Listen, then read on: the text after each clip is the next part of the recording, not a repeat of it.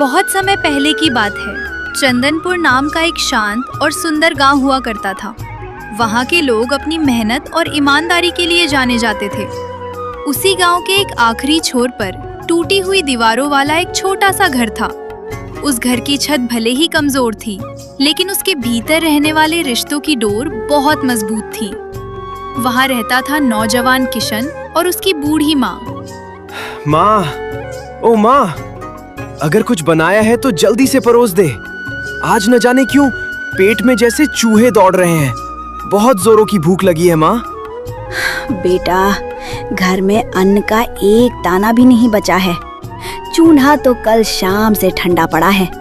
बनाने को कुछ है ही नहीं तो तुझे खिलाऊं क्या? अब इस बुढ़िया के शरीर में इतना दम नहीं रहा कि बाहर जाकर मजदूरी कर सकूं और 2 वक्त की रोटी का इंतजाम करूं। माँ, तुम हिम्मत मत हारो। बस कुछ ही दिनों की तो बात है। जैसे ही मुझे मेरी काबिलियत के हिसाब से अच्छी नौकरी मिल जाएगी, हमारे ये सारे दुख, ये गरीबी सब खत्म हो जाएंगे। सब सही हो जाएगा माँ, देख लेना।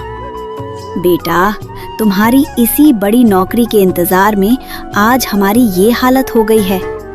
हम दाने दाने को मोहताज हो गए हैं। अगर तुम आज भी काम ढूंढने नहीं निकले तो शायद मैं भूख से ही दम तोड़ दूंगी। अब और सब्र नहीं होता मुझसे। माँ, बस आज आपने मेरी आंखें खोल दी। मैं आपसे आज एक वादा करता हूँ। अगर आज मैं कोई काम ढूंढ कर नहीं लाया, अगर आज मैंने अपनी मेहनत की कमाई से आपकी भूख नहीं मिटाई, तो मैं इस चौखट पर वापस कदम नहीं रखूंगा। अब कुछ करके ही लौटूंगा माँ। किशन इतना बोलकर घर से निकल गया।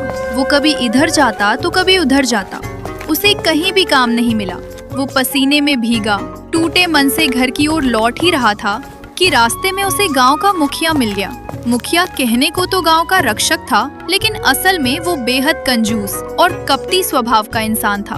अरे किशन बेटा, क्या हुआ? मुंह क्यों लटका रखा है?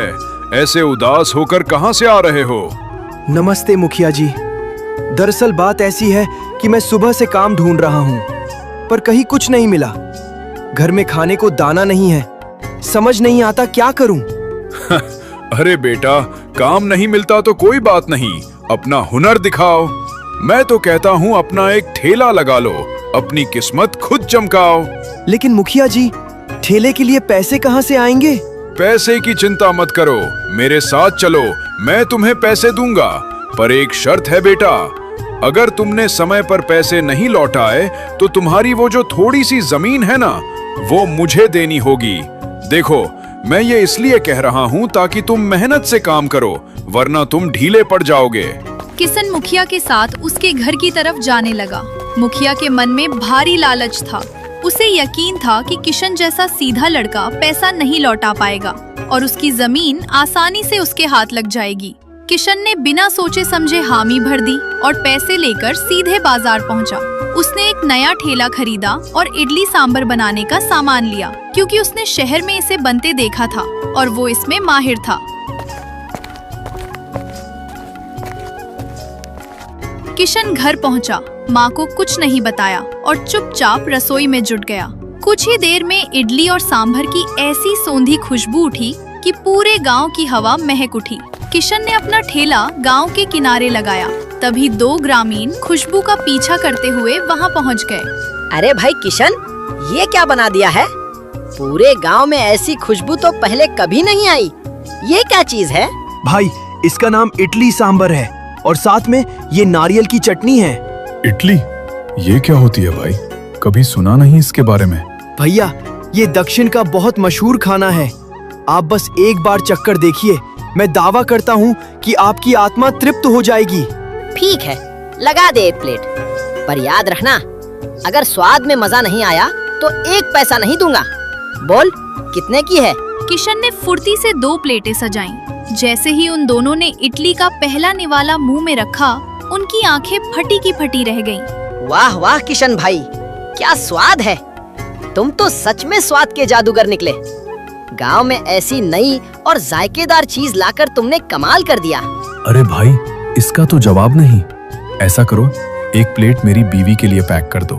और सुनो, अब से रोज हमारे लिए 1-1 प्लेट बचा कर रखना, हम तो डेली आएंगे। देखते ही देखते किशन की सारी इडलियां बिक गईं। पहले दिन की शानदार कमाई लेकर किशन खुशी खुशी घर पहुंचा और माँ के हाथों में पैसे रख दिए। माँ हैरान थी कि बेटा खाली हाथ गया था और शाम को खुशियाँ लेकर लौटा है। लेकिन जब किशन ने बताया कि उसने मुखिया से कर्ज लेकर ठेला लगाया है, तो माँ का चेहरा सफेद पड़ गया। बेटा, तूने उससे पैसे क्यों लिए? वो बहुत बुरा आदमी है, वो किसी को नहीं छोड़ता। माँ, मैं पढ़ा लिखा हूँ, मैं जानता हूँ वो कैसा है, पर हमारे पास कोई रास्ता नहीं था। अगर काम ऐसे ही चलता रहा तो देख लेना, मैं 10 दिन के अंदर उसका पाई पाई चुकता कर दूंगा। अगली सुबह सूरज की पहली किरण के साथ ही किशन अपने ठेले पर ताजा इडली और गर्मा गर्म सांभर लेकर खड़ा हो गया। नारियल की चटनी की खुशबू ने फिर से लोगों को आकर्षित करना शुरू किया। लेकिन तभी गांव के 2 बुजुर्ग काका वहां आ पहुंचे। उनके चेहरे पर प्रशंसा नहीं, बल्कि एक अजीब सा विरोध था। किशन, ये क्या तमाशा लगा रखा है? तू तो शहर से बड़ी डिग्री लेकर आया था ना? गांव का नाम रोशन करने के बजाय तू ये ठेला लगा रहा है। काका, काम तो काम होता है, इसमें बुराई क्या है? मैं अपनी मेहनत से कमा रहा हूँ। बुराई है बेटा, हमारे बच्चे स्कूल जा रहे हैं, पढ़ रहे हैं। जब वो तुझे देखेंगे कि इतना पढ़ लिख कर भी अंत में ठेला ही लगाना है, तो वो पढ़ाई छोड़ देंगे। अगर इस गांव का कोई भी बच्चा शिक्षा से दूर हुआ तो उसके जिम्मेदार सिर्फ तुम होगे। काका, आप ये क्या कह रहे हैं? स्वावलंबन क्या गुनाह है?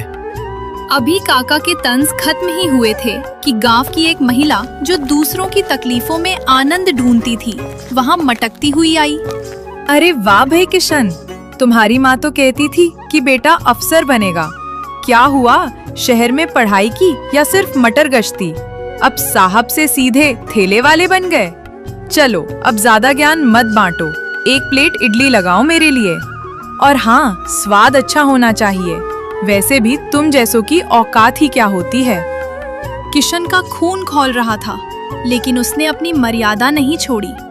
उसने चुपचाप उस महिला को प्लेट थमा दी। महिला थोड़ा चकती है। स्वाद तो ठीक है। कितने पैसे हुए? 20 रुपए भाभी। क्या 20 रुपए? लूट मचा रखी है क्या? क्या अपनी पूरी पढ़ाई की फीस हमसे ही वसूल करोगे? भाभी, बस कीजिए। एक तरफ काका मेरी हिम्मत तोड़ रहे हैं, दूसरी तरफ आप मेरा अपमान कर रही हैं। अब आप सब यहाँ से जाइए, वरना मुझे मजबूरी में पुलिस को बुलाना पड़ेगा। जैसे ही पुलिस का नाम आया, काका और वो महिला पैर दबाकर वहां से भाग निकले। किशन अकेला खड़ा अपनी किस्मत पर नहीं, बल्कि समाज की इस सोच पर रो रहा था। किशन उदास खड़ा अपनी इडलियों को देख रहा था। तभी एक परदेशी बाबू उसके ठेले पर आए।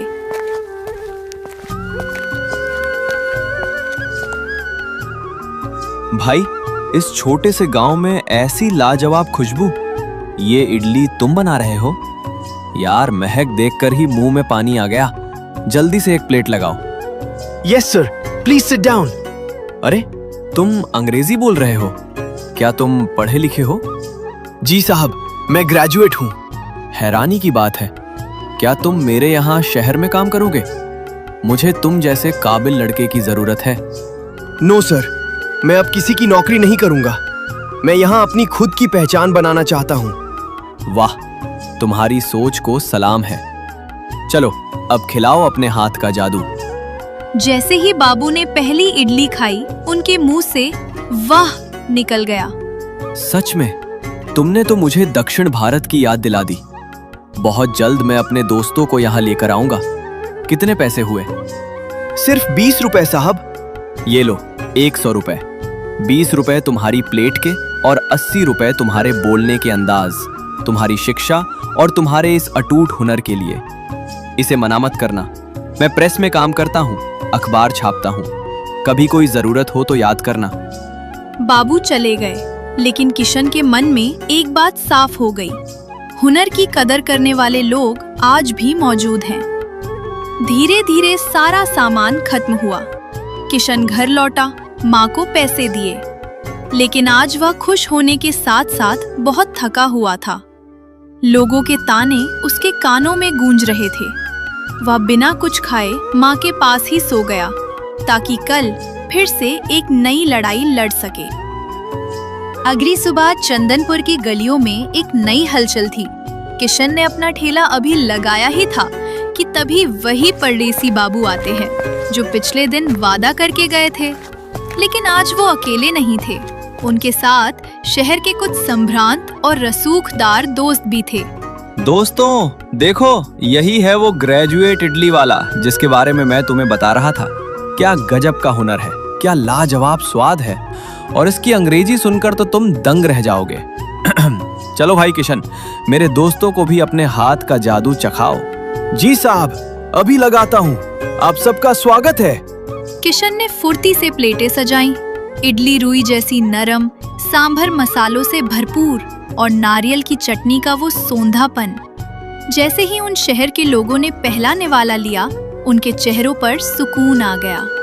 वाह किशन, सच में जैसा सुना था उससे भी कहीं बेहतर है। तुम जैसे हुनरमंद लड़के की जगह ये छोटा सा गांव नहीं, पूरा शहर है।